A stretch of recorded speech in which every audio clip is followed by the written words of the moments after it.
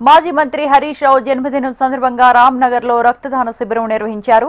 Greater BRS నేత నగేష్ ముదిరాజ్ ఆధ్వర్యంలో పలువురు రక్తదానం చేశారు.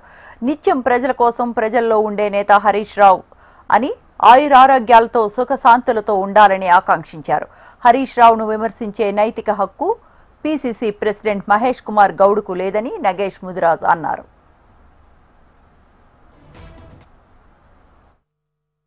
సందర్భంగా నిత్యం హరీష్ రావు గారి గురించి ఎందుకు ఇంతగానం చెప్తున్నామంటే, మేము ఎప్పుడు పొద్దున లేస్తే రాత్రి వరకు రాష్ట్ర ప్రజల శ్రేయస్సు కోసం పాటుపడే వ్యక్తి హరీష్ రావు గారు. నిత్యం అతని కుటుంబానికి ఎంత టైం ఇస్తాడో ఆ దేవునికి ఎరక, కానీ పొద్దున లేస్తే రౌండ్ ద క్లాక్ ప్రజల కోసము ప్రజల మధ్యలోనే ఉంటాడు. ఎవరు వచ్చినా కూడా స్వచ్ఛందంగా కలుస్తారు. వాళ్ళకి ఏ కష్టాలలో ఉన్నా కూడా ఆదుకునే మొదటి వ్యక్తి హరీష్ రావు గారు.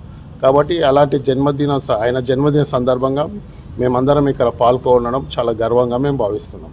మహేష్ కుమార్ గౌడ్ గురించి పదే నాతో మీరు అనిపిస్తున్నారు, చాలా సంతోషమే. మహేష్ కుమార్ గౌడ్ అనే వ్యక్తి పీసీసీ ప్రెసిడెంట్గా తన హూందాగా ఉండాలి. నాకు అనిపిస్తుంది ఈ మధ్యకాలంలో అతని ప్రకటనలు చూస్తుంటే అతనికి మెదడులో ఉన్న చిన్న మెదడు ఏమైనా చితికిందేమో అనిపిస్తుంది.